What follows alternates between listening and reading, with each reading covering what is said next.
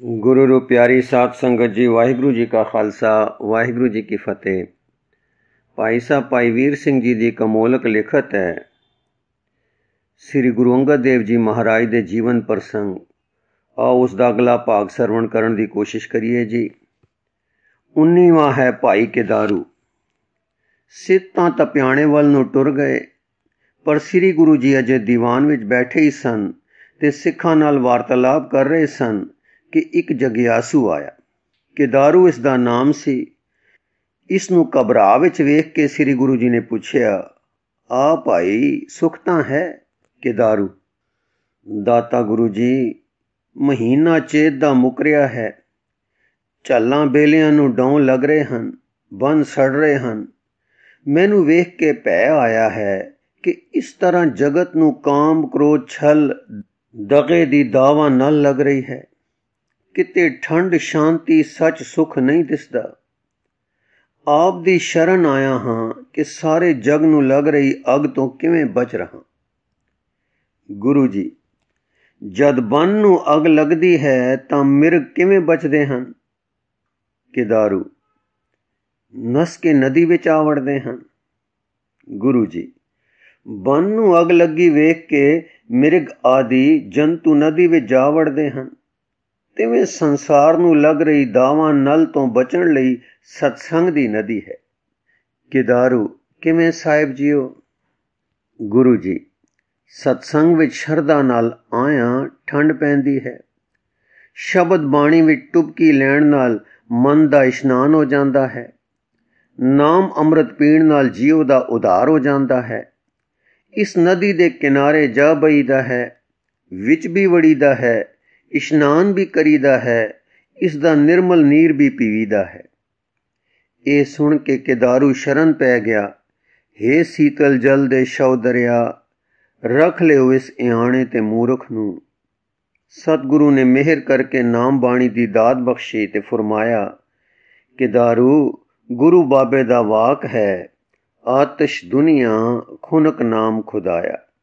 नाम विच रहो, दुनिया दी अगन साड़ेगी नहीं। केदारू ने पूरी कमाई नाम दी कीती ते बख्शिश पा के उच्च कोटि दा गुरमुख होया।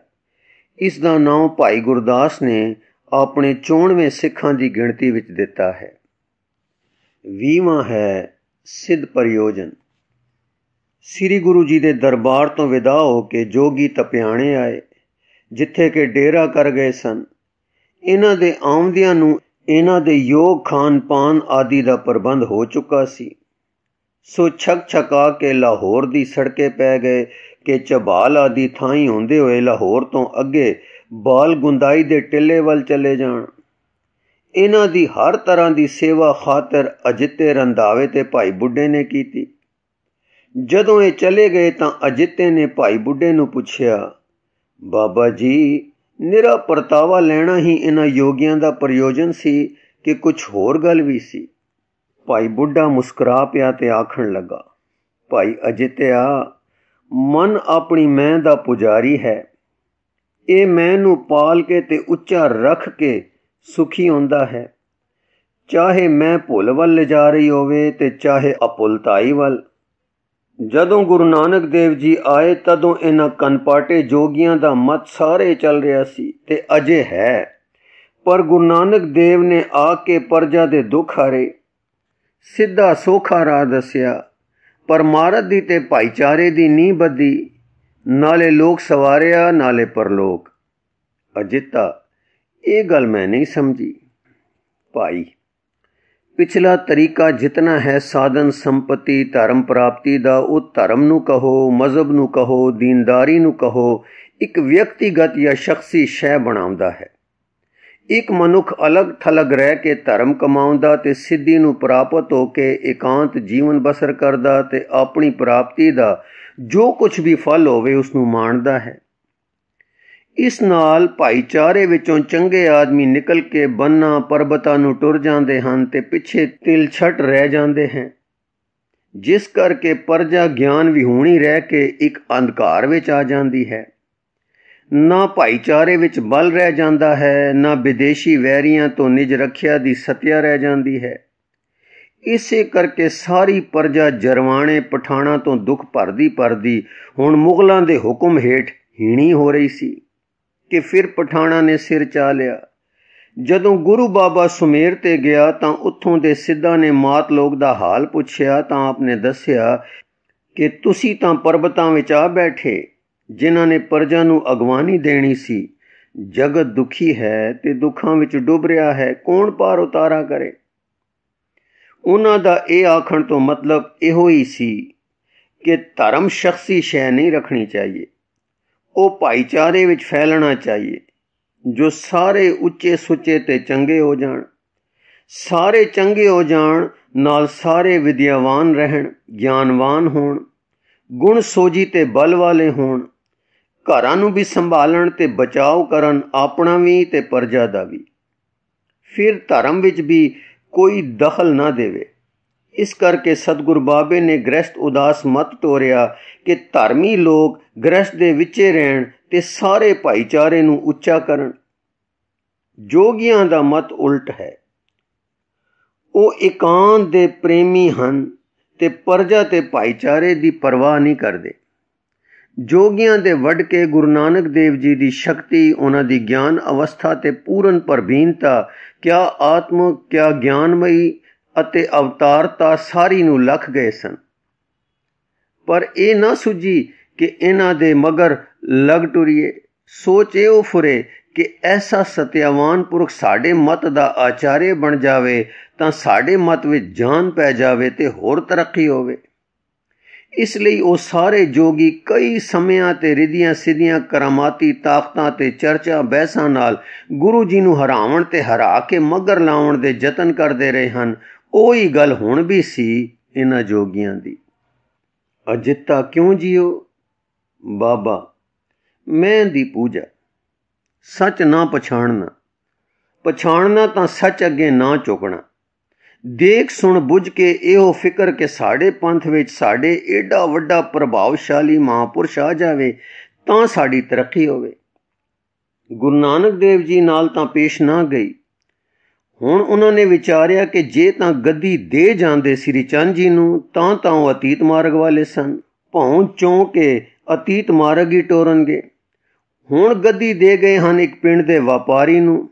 ਉਹ ਕਦੇ ਗੁਰੂ ਨਾਨਕ ਜਿਹੜੀ ਮਹਾਨ ਵਿਅਕਤੀ ਹੋ ਨਹੀਂ ਸਕਦਾ, ਪਰ ਉਮਤ ਸਾਰੀ ਗੁਰੂ ਨਾਨਕ ਦੀ ਉਸਦੇ ਮਗਰ ਹੈ। ਚਲੋ ਫਿਰ ਉਦਮ ਕਰੀਏ ਉਸ ਵਿਅਕਤੀ ਨੂੰ ਜੋ ਗੁਰੂ ਨਾਨਕ ਤੁਲ ਨਹੀਂ ਹੈ, ਪ੍ਰੇਰ ਲੈਣਾ ਕਿ ਹਰਾ ਲੈਣਾ, ਕਿ ਸਿੱਧੀਆਂ ਵਿਭੂਤੀਆਂ ਦਾ ਲੋਭ ਦੇ ਲੈਣਾ ਸੌਖੇਰਾ ਰਹੇਗਾ ਤੇ ਕਿਤੇ ਨਾ ਕਿਤੇ ਪ੍ਰੇਰ ਕੇ ਆਪਣੇ ਮਤ ਦਾ ਦਰਸ਼ਨ ਦੇ ਕੇ ਬਣਿਆ ਬਣਾਇਆ ਸਮਾਜ ਆਪਣੇ ਪੰਥ ਵਿੱਚ ਲੈ ਲਵਾਂਗੇ। ਪਰ ਜੋ ਕੁਛ ਵਾਰਤਾਲਾਪ ਅੱਜ ਹੋਈ ਹੈ, ਉਹਨਾਂ ਨੇ ਜੋਗ ਤੇ ਜੋਗ ਦੀਆਂ ਵਿਭੂਤੀਆਂ ਤੇ ਸਿੱਧੀ ਦੇ ਲੋਭ ਵੀ ਦਿੱਤੇ ਹਨ। ਵਿਚਾਰ ਚਰਚਾ ਵੀ ਕੀਤੀ ਹੈ, ਹੋਰ ਇਸ਼ਾਰੇ ਸੈਨਤਾ ਨਾਲ ਵੀ ਕਈ ਪੱਖ ਜੋਹੇ ਹਨ। ਅਖੀਰ ਤਸੱਲੀ ਹੋਈ ਨੇ ਕਿ ਇਹ ਵਿਅਕਤੀ ਗੁਰੂ ਨਾਨਕ ਤੁਲ ਹੈ। ਤੁਲ ਹੀ ਨਹੀਂ, ਉਸ ਦੀ ਕਾਇਆ ਪਲਟ, ਉਸੇ ਦੀ ਜੋਤ, ਕਿਸੇ ਦੀ ਮਤਿਤੇ, ਉਸੇ ਦੀ ਵਕਤਰਤਾ ਹੈ। ਇਸ ਲਈ ਆਖ ਤੇ ਸੱਚ ਗਏ ਸਨ ਕਿ ਤੁਸੀਂ ਗੁਰੂ ਨਾਨਕ ਦੇਵ ਦਾ ਰੂਪ ਹੋ, ਪਰ ਦਿਲ ਵਿੱਚ ਨਿਰਾਸ਼ ਗਏ ਹਨ ਕਿ ਸਾਡਾ ਬਲ ਨਹੀਂ ਚੱਲ ਸਕਿਆ। ਅਜਿੱਤਾ ਬਾਬਾ ਜੀਓ, ਤੁਸਾਂ ਨੇ ਠੀਕ ਸਮਝਿਆ ਹੈ। ਗੁਰੂ ਨਾਨਕ ਦੇਵ ਪੂਰੇ ਸਨ ਤੇ ਪੂਰੇ ਨੇ ਜਿਸ ਨੂੰ ਪੂਰਾ ਕੀਤਾ ਉਸ ਦੀ ਘਾਲ ਸਿੱਧ ਜੋਗੀ ਕੀ ਚੱਲ ਸਕਦੇ ਹਨ।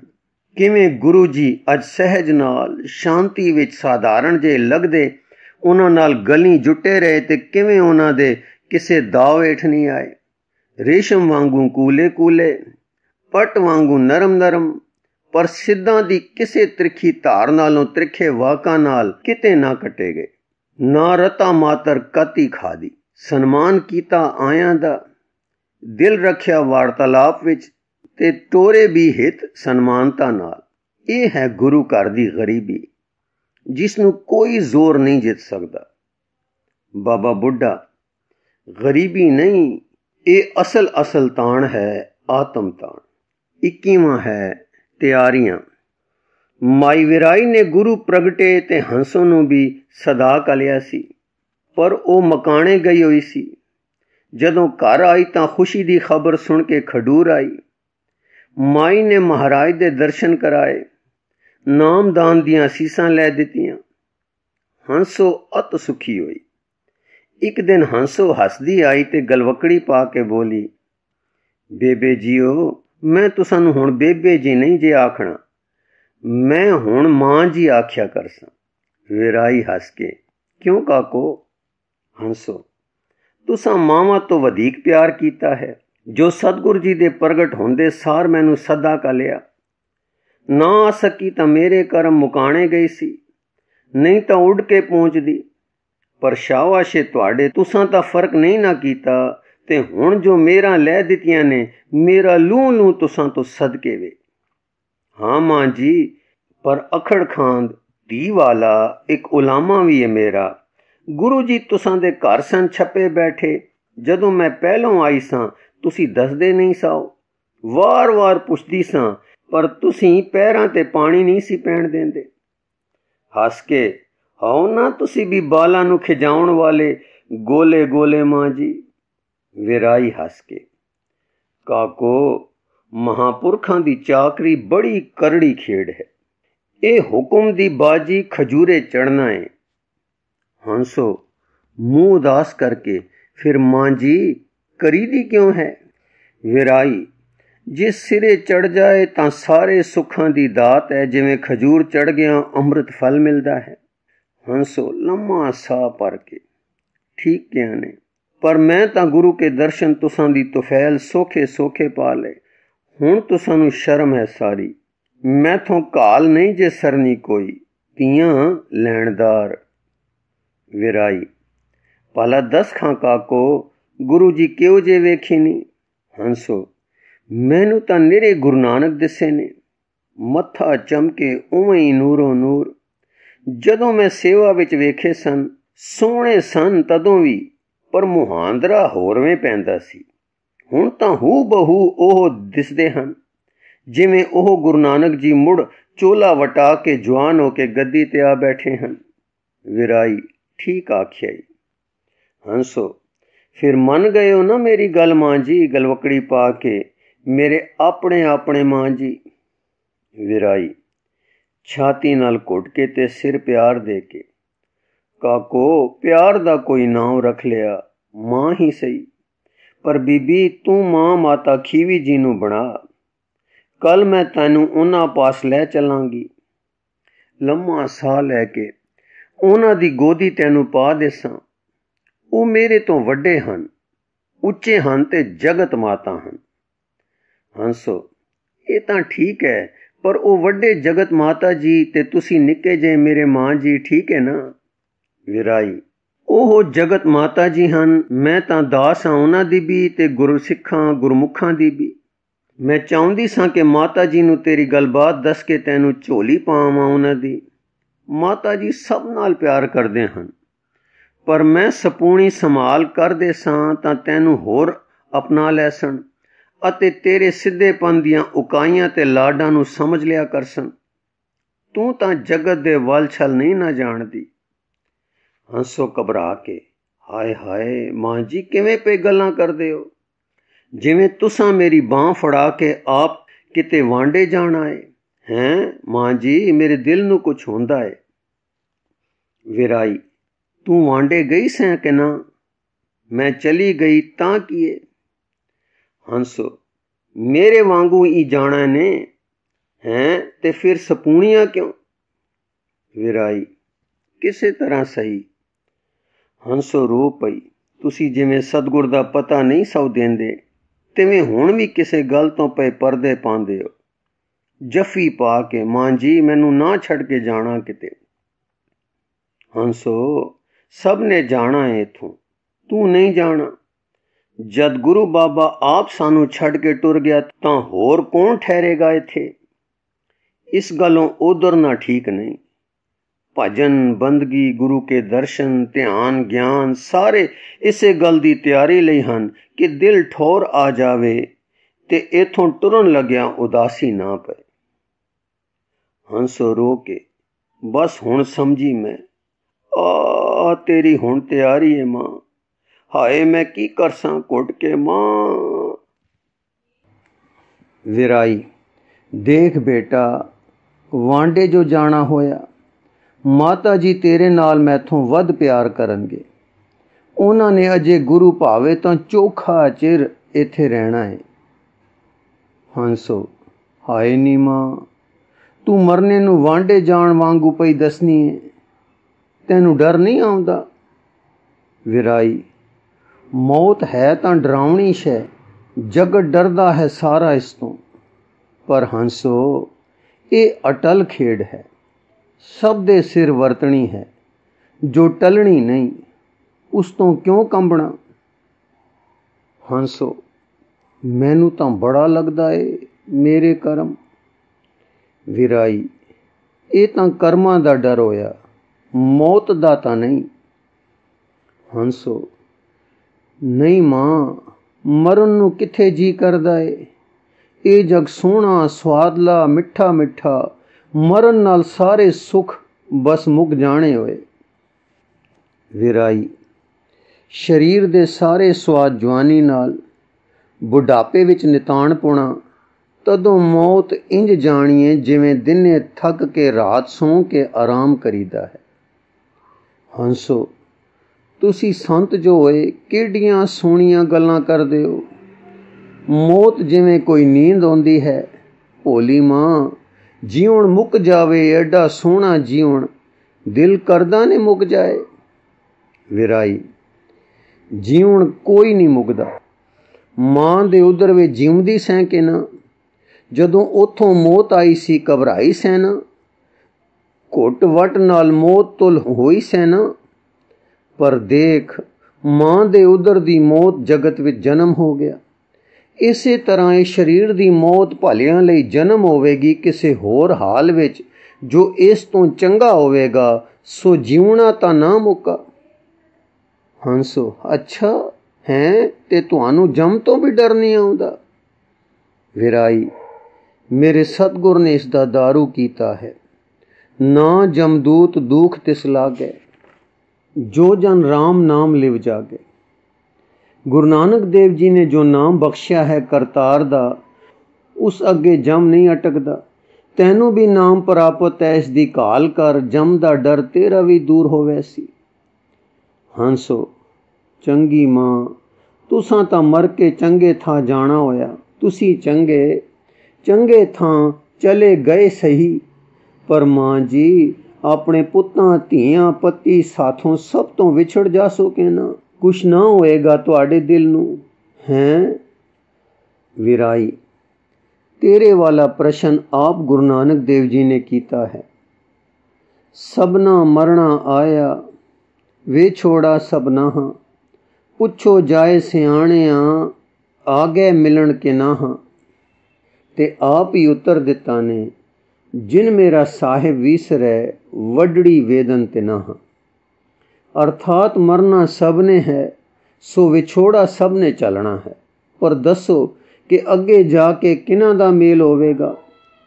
ਸੋ ਹੰਸੋ, ਜਿਨ੍ਹਾਂ ਨੂੰ ਰੱਬ ਭੁੱਲ ਗਿਆ ਹੈ, ਉਹਨਾਂ ਨੂੰ ਵੇਦਨ ਅਰਥਾਤ ਵਿਛੋੜੇ ਦਾ ਸੱਲ ਹੋਵੇਗਾ, ਜਿਸ ਤੋਂ ਸਮਝ ਪਈ ਕਿ ਨਾਮ ਵੀ ਹੁਣੇ ਵਿਛੋੜੇ ਦੀ ਪੀੜ ਸਹਾਰਨਗੇ।